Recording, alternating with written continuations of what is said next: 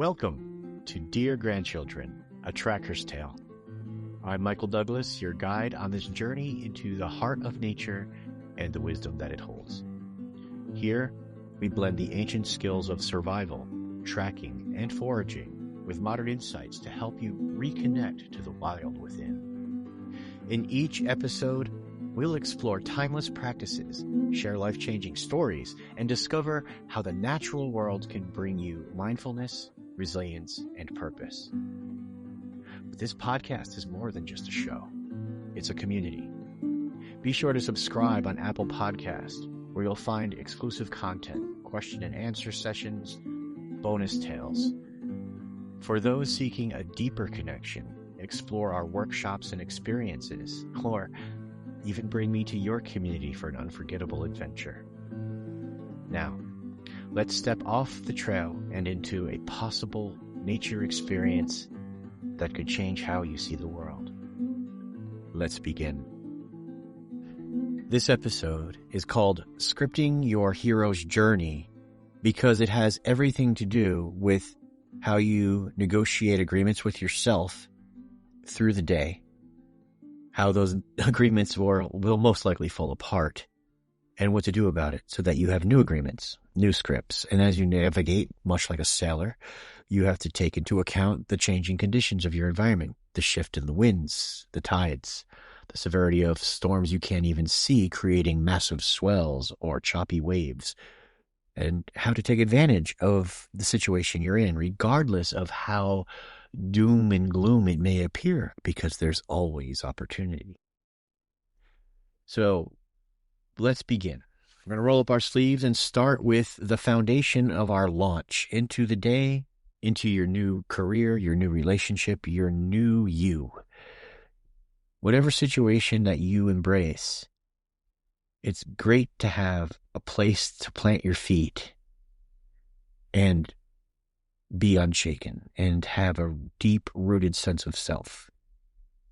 And it's a great way to consider your perception of the world. You see, perspective has a lot to do with where you're coming from. If you're coming from a place of grief or anger, guess what you're going to see throughout your day? If you're coming from a place of opportunity, you see, opportunity seems a little more grounded than opportunistic or optimistic, because you could get knocked off that horse really easy, and it's hard sometimes to get on, especially if you perceive that horse as always running away, or it'll kick you in the teeth if you get too close. Opportunity, you're in control of that beast. You are the beast. Man, you can turn yourself into a surgeon with precision and self-discipline and focus, or the Hulk, where you just bash through the world. And each of those has its own place in your walk. And luckily for you, as the author of the script of your own hero's journey, you can plug in any character you want, as long as it's the right tool for the right job at the right time. Of all the tools that we've covered up to this point for your craft, we're going to rewind to the initial premise. And there's going to be two pieces. It's going to be the initial premise and the Peacemaker principles. These two create a foundation toward best outcomes when all else seems to be falling apart. The initial premise and the Peacemaker principles were gifted to us by people who spent their lives representing their people and sharing technologies to create good relationships with their neighbors. And the way that Judy Swamp told it, she didn't want to share these technologies to create more Mohawk. Instead, she wanted to have good neighbors for the people that were already in her community, her loved ones, the people she cared about. And we're those neighbors. And I use these tools out of respect and love for the people who had to breach the gap, the void of pain and suffering and the grief that divides the minds, and who came from a place of loving the unborn generations, as well as the ancestors who handed this technology forward to us, louder than the grief that would cripple, that would divide. that would tear down with a fist in the air through self-indignation. Burn it all down, huh? What grows that tender young shoot of healing is unconditional love and purpose beyond self, and it's that vehicle that brought these tools to us. There is a time in our daily, this is part of it, this is part of the oldest story, is we come to a place in the scripting of young 20-something angst and anger with a fist in the air. Down with the man. Well, fast forward about 2 or 3 decades and you are the man. Right? And so, yeah, rail. Rage against the machine. Be fiery in your heart, but then look back at all of the bridges burned and the opportunities lost and the isolation that it created. And then look at those scarred and weather-worn elders who still have a smile on their face and peace in their heart. Don't be fooled. They were in the same space you were in their own way, in their own medicine, if you will, their own personality, their own individual expression of it. However, they outgrew it. And the difference between a late adolescent and a young adult is knowing that every relationship is destined to division and heartbreak and loss, yet you still pick up love and get into those relationships with the depth and the passion that they require in order to be healthy. It's the price of admission. That's the difference between adolescent puppy love and adult expression of healthy relationships. It's a pretty easy formula, but dang, does it hurt a lot until you're so exhausted of the hurt, you decide to create. And you create not from pain or angst. You're not putting up roadblocks and burning down buildings and beating people up. No, that's not a warrior. A warrior is someone who can pick up love and purpose beyond self in spite of the grief scars or because of the grief scars, but that grief no longer holds them as their identity. They see it as a valuable teacher of. So the initial premise helps reclaim that wellness in us that is bigger than the pain that some people define themselves by. And in doing so, cripple their own growth, their own healing, their own recovery. Right? The initial premise is that all living beings are inherently good and that they have a need to feel needed, loved, and appreciated. Now, if you put those rose-colored battle goggles on, there's still going to be sociopaths and psychopaths and predators out there. However, you're going to be stronger than that. You're going to be more aware. You're going to be able to avoid. It's the warrior spirit taken to a whole new level. We don't stay indoors because there's mosquitoes and ticks, copperheads, hypothermia. No. That's the euphemism for living death, being entombed in a coffin of a house and a building all your life. We go outside to live. You know, the safest place for a ship is the harbor, but ships weren't made for harbors, were they? Yeah, so engage in your life, take risks, be brave enough to be vulnerable, be strong enough, but also be safe, be discerning, be aware. Remember, the first element of the 5 critical pieces of survival is survival attitude, and it's born of 2 parents, choice and awareness. Your awareness is going to give you more choices. All living beings are inherently good and have a need to feel needed and appreciated and loved. If you operate from that as part of your foundation, then most people will rise to that expectation, even though you never vocalize it, because you'll start treating yourself and others around you with that assumption that they are inherently good and they need to feel needed. They need to feel appreciated. They need to feel loved.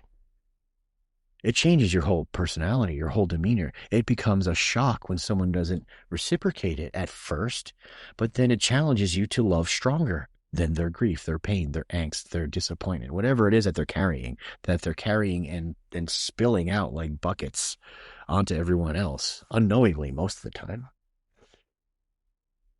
It's amazing what peace that gives you, which brings us to the next part of the foundation. Again, from Jake and Judy Swamp of the Mohawk Nation. Wolf Clan, they say. The Peacemaker principles. You come from a place of peace when you want to share something important in your heart, which really jives well with me in the background of inheriting a vision from Tom Brown Jr., who learned from Stalking Wolf of the Northern Nippon Apache the sacred silence. So coming from a place of peace from the Iroquois Nation and holding that side by side with the sacred silence, I don't see a lot of discord. That when you're in a meditative, reflective, mindful state, it's almost like time slows down and problems resolve themselves. You just kind of have a knowing of the best course of action. You don't have to think about anything. In fact, there's no thought. It's effortless. It's living in the moment and at peace with it. What a great foundational tool. Couple that now with the second of these 3 Peacemaker principles. So we're coming from a place of peace on top of this idea that all living beings are inherently good and have a burning need to feel needed, appreciated, and loved. And then we're going to attach to this something called good message, right? Be careful of your words because they craft your reality. How about this? Be careful of your thoughts because they craft your reality. If something bubbles up from your old patterns, it's a symptom of dis-ease. Maybe put it to the side and examine it later. Maybe journal it so that you can come at it from another place of peace, because that dis-ease is creating discord. And if you're in a state of discord, even your good message that is wordy, if it's tainted with an emotion of dis-ease, that emotion is going to speak louder. You see it. I'm sure you felt it when somebody gives you a cheesy, superficial hi, and you know they just loathe you. Or they come in all bubbly and animated, but when they leave, you just want to wipe off whatever they just dumped in that room.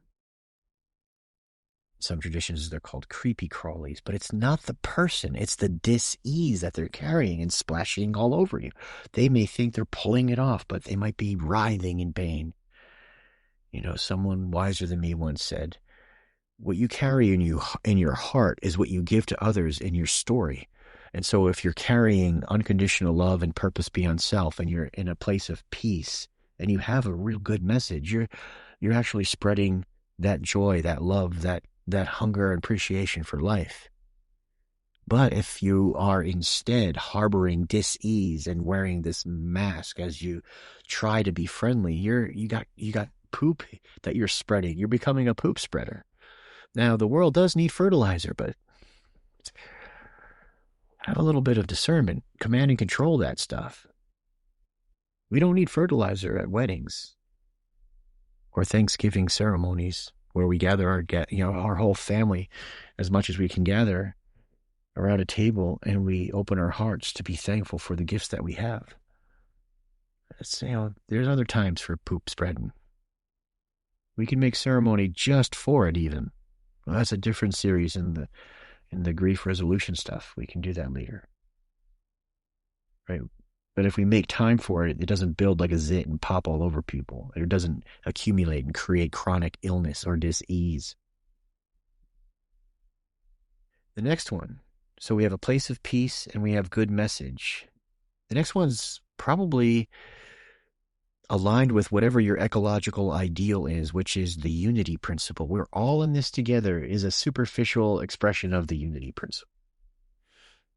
When you hold it against the awareness that all the fluids of the world flow through the veins and arteries of every living being, whether it's the mighty Mississippi or the stomata on the edge of a strawberry leaf exhaling those gases, and with it the moisture that creates that frost ring outlining that leaf, the tear that mingles with the rain, which soaks into the soil and feeds the oceans to once again express as clouds, whether they're clouds of breath on a cold morning on your way to the car that join the clouds that rain across other continents generations from now.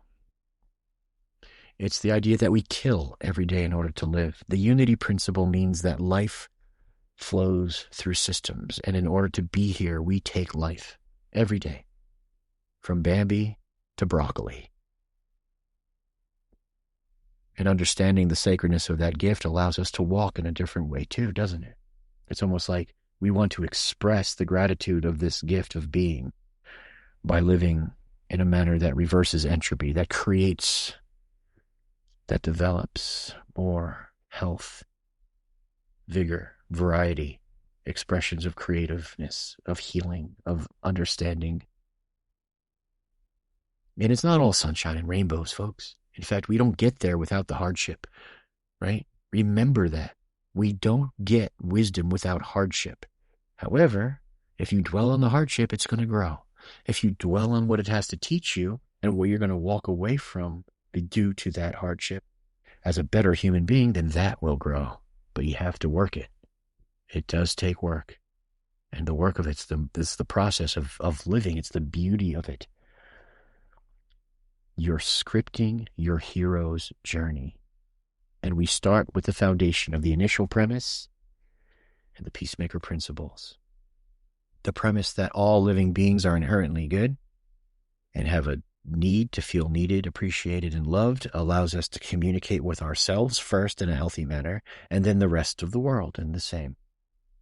With the Peacemaker principles, we come from a place of meditation, and not meditation, but a meditative, creative, quiet mind. We exude a creative, productive message from our heart. Even if there's angst, we jujitsu it into something productive. Maybe we turn it into a joke that alleviates the tension, or an insight that helps people see for themselves. But it's done in a sincere manner, not in a sarcastic or biting or resentful tone. Because in the end, the third, we're all in it together. The unity principle. If part of the whole is not well, then the whole is sick, which is great for, it's great for job security. There's no such thing as boredom when you realize that there's always something to be done to help improve one's situation. And isn't that the process of survival, is improving one's situation? And now we're ready to step out the door on our hero's journey. This journey is going to take you through your new career, your new relationship with either yourself or that new person you're interested in, or that person you've been married to for decades, and it's just kind of, the sails seem a little luffed and the wind isn't picking up, right? This story is the oldest story, and it starts where all beginnings are. If you were to break it into a year, what are, of the 4 seasons, which one represents new beginnings? Intuitively, it's the spring, isn't it? New growth, explosive buds coming out of tree branches at the tips, lime green and tender, ready to explore their world. In a daily cycle, it's the dawn. If we're looking at the circadian cycle, we wake up and we stretch, and also ahead of the sun rising, the birds are singing in this wave we call the birds, or the dawn song. It races ahead of the sunrise around the world all the time. And when we greet the day, is it, good God, it's morning? Or is it, good God, it's morning? Remember, choice. We start with choice and survival attitude, and then awareness. If you're aware of the beauty of life, it's because you chose to see it. If you're aware of the misery and that's what brings you into a state of misery for the rest of the day, it's because you chose to dwell on it. Is it there? Yes. Should you recognize it? Of course. Track it as a symptom toward recovery. So we start in the East. I guess in our lifetime, it's from birth till 8 years old. Think of the explosive amount of physical, emotional, and mental growth in those 8 short years. From a larval stage drooling poop machine to an engaged Olympic athlete at age 6, outperforming the world's top athletes on the playground and climbing the trees and hopping on rocks in the small creeks and streams, lifting up rocks for salamanders and balancing over logs. Unstoppable. The world is our playground, and we have a curious passion to engage with our entire being in jumping in puddles and dancing in the rain and laughing so hard that we fall down. And as we move through that cycle, in the year we begin to experience late spring, early summer. Most of the birds have returned.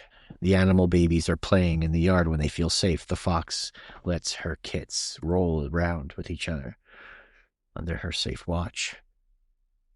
We start to, as little ones ourselves, roll around with our new friends because we're old enough to move across the landscape and have friendship adventures. There's so many movies based on this. Stand By Me, The Goonies, Sandlot.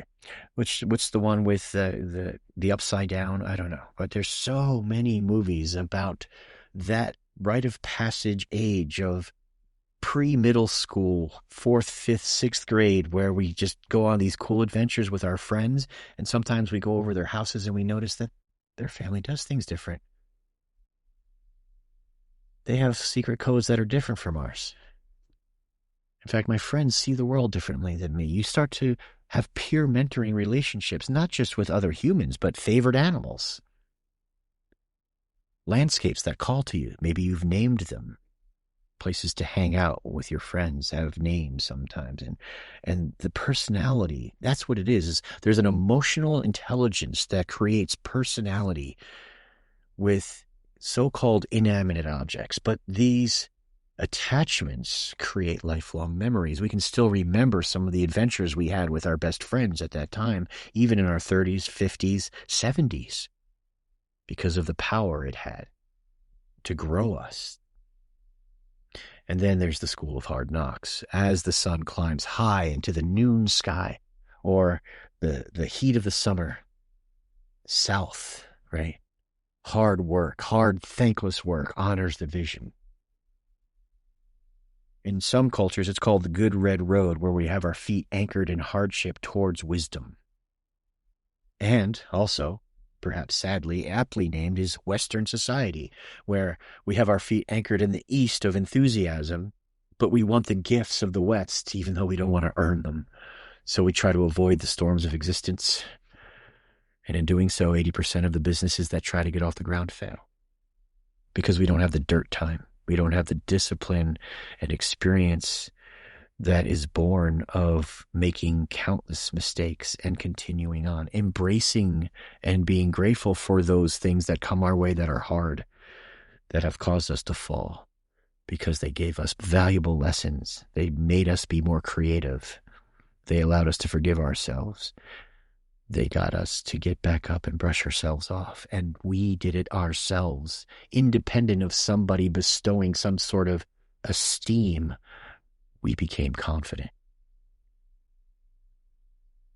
And as we move through that south energy of adolescence, of uncertainty, of a growth that sometimes causes us to turn off our empathy because we're struggling with our own self-awareness, we get bigger and our wings get too big for the nest, and our parents' nest is too small. And so in the Southwest, we become wandering sages, whether it's the Marine Corps or the Peace Corps, the runaway or the Appalachian Trail hippie, searching for their trail name. And in wandering, we learn more about our own self-maintenance and survival. We also see some commonalities. Yeah, sure, cool differences. Chewing tobacco, patchouli, dreadlocks, lift kits, different music, different dress, different ideas, different perspectives, but there's this thread of what all people have in common that binds us, unites us, the feeling that we want to be valued, the value of shared story and being able to recount it amongst friends and laugh really hard.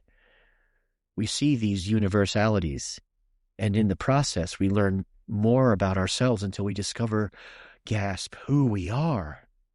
And then that's when the real trouble begins. Because we want to bring that who we are back to the hood, back to the home, and we've landed as the superhero of our new story, our story, not mom and dad telling me what to do story, but the who I am story. And it falls flat. There seems to be no ceremony, no welcome home to the new person that you are. It's, yeah, that's nice. Pass the potatoes. And then there's other things that get in the way, like I have to pay bills and do dishes, but I want to be the me that I'm supposed to be. Yeah, but you also have to get a job, but it's not who I am. And then fists go in the air, and grief happens, and grandma dies, and grandpa right after, and suddenly there's a tailspin into the bam wall of grief. Now here's the thing. As you script your journey, whether it's the East and all of the wide-eyed excitement and engagement of that youthful start of that relationship with yourself or others or the landscape, or maybe it's a new house, I don't know, into the attention to detail of learning the nuances as you teach each other about who you are and what you carry and bring through your life and how you walk through it, or the hard work that honors the vision, making sure the contracts are all signed and read thoroughly before signed, and that the balance sheets are all, tallying to where they should be, or you got the right permits, or that you're working out so you can complete that, whatever it is. You got enough cordwood for winter. All of those attention to detail things, that hard work is all aligned in the South. And now as a young adult, you finally figured out who you are. How do I get there? There's this sense of separation. Your story and where the rest of the world is commanding you to be in order to keep your life-sustaining systems afloat. That void. Put your fist in the air, down with the man. It can be very visceral. It used to be Monsanto. Now I think it's Bayer. I can't keep up. Political, military. There's so many entities that take advantage of the youthful young adult who's willing to die for a cause. I'm sorry, the late adolescent. Remember, the difference between a man and a boy is a boy will die for a cause, but a man will live for one. A warrior is less Rambo and more grandma. Grandma's cookies can do more to disarm conflict than any no-necked nug with a machine gun. I say that as a former Marine with a kick-ass grandma. And now you've recognized this piece in your story as conflict, but it's actually the veil that separates late adolescent growth into whatever it is your journey is scripting,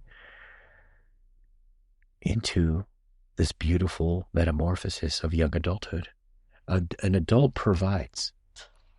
An adult comes from a place of unconditional love and purpose beyond self, and knows the pain of separation, knows the pain of loss, of grief, of shortcomings, of triage, of the injustices of the world, of burning all of those bridges as you raged against the machine to try to save the earth, only to find you became an environmental sociopath.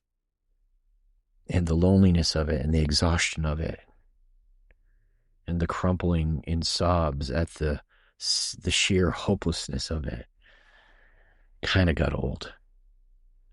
And at some point you decided to roll up your sleeves and engage in the hard work of building relationships, creating shelter, water, fire, and food, growing something more productive instead of feeding the destruction of dis-ease. It's so alluring, isn't it? It's so alluring to become the Fa after joining the anti-Fa. The traitor after proclaiming to be a patriot. We feed our fear of the enemy so much, and in preparation to confront them, we become them. Balance in all things, anyone? And that's the difference. The adult does not want the conflict because they know the cost. They instead build the unconditional love and understand also that the relationships they have will reach that adolescent state and they'll get slapped in the face for the giving that they put out there, and exhausted will take it to a point because it's the righteous grief of healthy human development. And by holding the space of somebody who's strong enough to bear the brunt on their shoulders so that those coming after them can see a human who had wandered through that wall of grief and is still happy and content because they chose to put on the rose-colored battle goggles in spite of knowing that the cost of every relationship is separation and heartbreak. There you go, warriors. You want a good mission to tackle? You want to test your mettle? It's not about how fast you can run or how easy you can get your bow drill fire or how quickly and short your spindle can be for your hand drill. It's about how well you can keep that passion alive through the generations long after you're gone. The wellness, the ecological ideal, the idea of a healthy human being and walking in those footprints so that you can be a beacon, not to feed your ego, but to inspire those who might be confused and hurt on their own path. You see, if they see somebody healthy in a crazy world, then maybe the world doesn't have to be so crazy.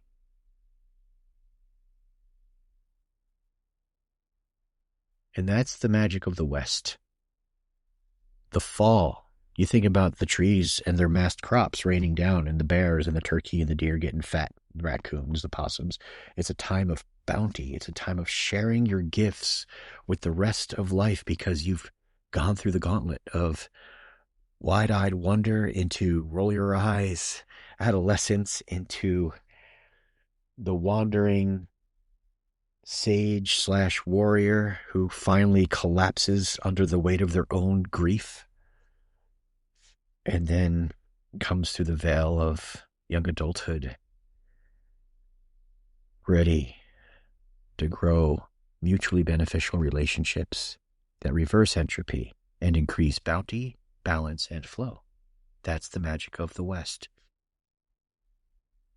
The Northwest is, well, you've been doing it for a while now, and your young ones, your children, or the neighborhood children who adopted you as a mentor, are now mentors themselves. You've got some flecks of gray, some wrinkles from all the laughter and the cringing. The pain is there. You don't have to look for it. It'll find you. But you know how to deal with it now. You know how to welcome it as a powerful healing force or teacher or lesson. Sometimes you grit your teeth because you've already learned that one a few times, but perhaps you forgot. Or somebody else had to see it learned. Either way, that cycle puts things into perspective. And the Northwest, for me, seems to be an acceptance of our own demise, but also a recognition of the almost key to immortality energy that has been passed through the generations to you, and that you're passing it on to the next generations that will pass it on long after you're gone. That unconditional love and purpose beyond self that has honed your personal craft. What is your craft? Is it infused with love? Do you recognize the commitment that so many have made so that you could be in the place that you're in? And do you honor that commitment as you pass it forward beyond the generation you now occupy? You see, I dishonored mine by being angry all the time. I hated people because they killed my pine barrens. And it took me a long time to get over myself and to understand that we're here for a reason. Nature is not inefficient or stupid. Yeah, our tailbones are shrinking because we don't use them anymore. Dinosaurs are gone because somehow they didn't fit the context of energy moving through the systems we have today. But we have thumbs and choice. And in every hunter-gatherer nomadic oral tradition, whether it's ongoing, which is rare, or a surviving storyline, which is more common, there's this idea of humanity as caretakers of the planet, as gardeners, as tending for 7 generations ahead in the life that they have now. It's consistent. It's common on every continent. I think there's something to that. We have a purpose. And to think otherwise, well, it's going to manifest chaos, isn't it? And for those without purpose and without compassion and without love, chaos is entertaining.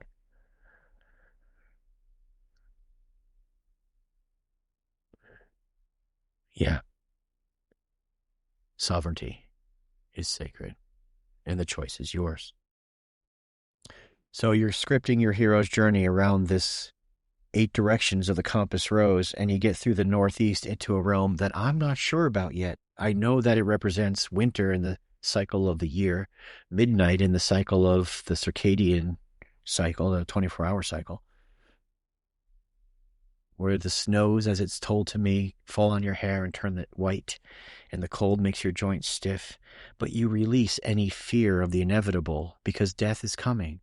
It's not the bravado of the South. I'm not afraid to die. No, it's more of a, yeah, we die. I remember my grandmother folding clothes and putting them in boxes with my uncles' and aunts' names on them.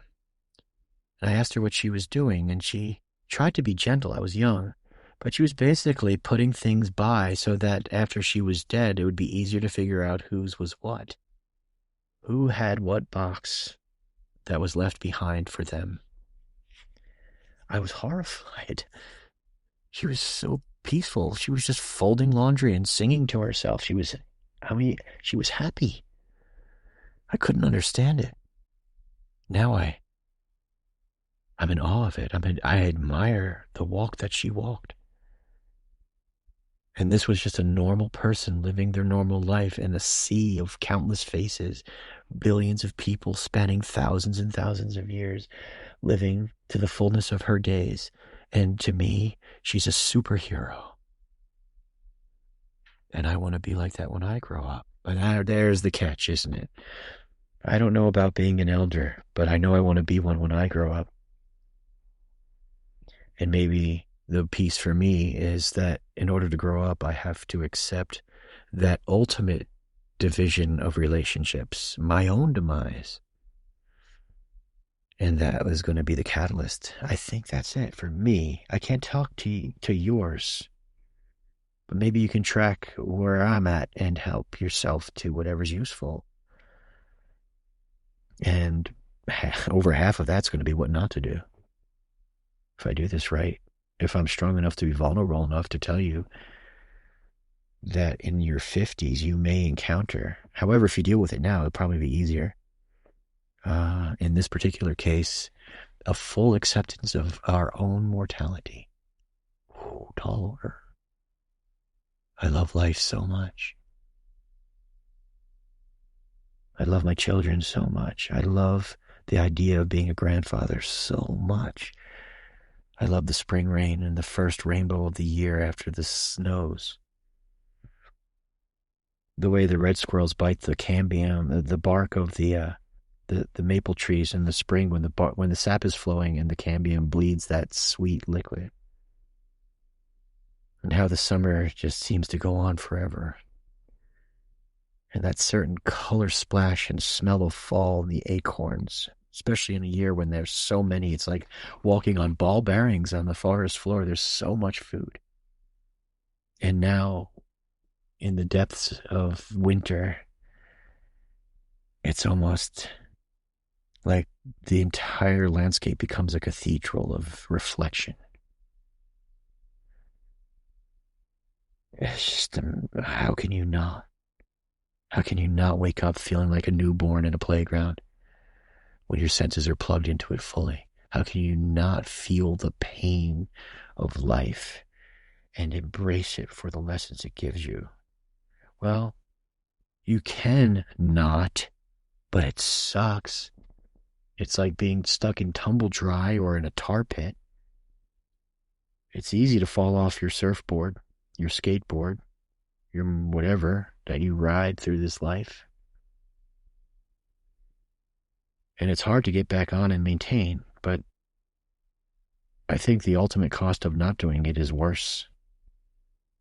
Because it's almost like you disrespect the gift. At least that's my walk with it. See, your walk's going to be different. Personal sovereignty. But these are the tools towards scripting a hero's journey if you want it. And you can change the storyline any day, at any time. That's the cool part. Like, this is a breathable, simple model, and it's present in every culture, whether it's showing the fluidity of the hard lessons of life gained from the East through the Southeast into the South and out, or the soft reward, the sweetness, the fruiting bodies like the raspberries, strawberries, beech nuts, coming in as a community provider, as a mentor. Hard work, don't get me wrong, but the joy in people's faces and body language is such a sweet reward. Or I can't even tell you what it's going to be like to be a grandfather, but I don't know about you. I loved my grandmother and my grandfather. And the joke was, being a grandparent is awesome because you get to spoil them and then send them home when they start crying. I think the sweetness of that part of it and the harsh lessons that get us to that point, that yin and yang flow and balance represented in that way, it's just a different expression of the same story. So remember that this script is dynamic, that you're the author of it, that there are predictable expressions of energies, of archetypes throughout the course of your life, the year, the day, the relationship, the moment, the conversation, the thought process. Use the fuel of the East to get you through the crucible of the South. Let the lessons of the South help you tack like a sailboat swiftly and efficiently through that wandering phase so that you don't do self-harm that's permanent or harm to others as you rage against that machine. And that when it's time to cry it out, you do so in a ceremony that's supported by community members who recognize you as an evolving, developing human being and shedding that exoskeleton of bitter grief in your late adolescence into that tender, young, caring mentor to be as a young adult should be celebrated and supported. You have friendships with enough depth that you could support those people coming through as they support you. Because that's what the West is about, is community development, isn't it? It's individuals who come from a place of strength through harsh experiences, now rolling up their sleeves to put in towards the community, the barn building, if you will. And then there's the ability to see the trends of it and beyond, and to that place that I don't know yet. But I know I want to get there someday when I grow up. I hope this helped you with the scripting of your hero's journey. The next time we meet, it will be to compare the shadow 8 directions model or wheel with the one of light, because they have equal value. They have equal value. And to use them in a harmonic, in a manner that is, I have these 2 valuable tools instead of I am spiritual driftwood, or at the mercy of those who would program me, like the fast food commercials and the news cycles. You're going to take ownership. You might as well do it right. And we're going to take advantage of the love of our ancestors and the thousands of years of wisdom and experience born of actual predator-prey relationships and natural systems, and learn how to use them in the context of our modern world. So I look forward to working with you again.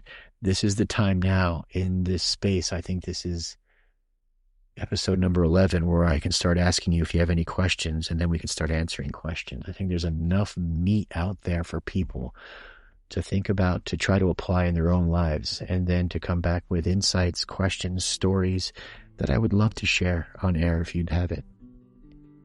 Until next time, get out there. Change the world. Have fun doing it. And don't get caught. Thank you for joining me on this episode of Dear Grandchildren, A Tracker's Tale. If today's journey resonates with you, I invite you to share it with others who long for a deeper connection to nature and themselves. Don't forget to subscribe on Apple Podcasts for bonus episodes, exclusive question and answer sessions, and more tales from the wild. Your support through subscriptions, feedback, or simply spreading word keeps this flame of ancestral wisdom alive.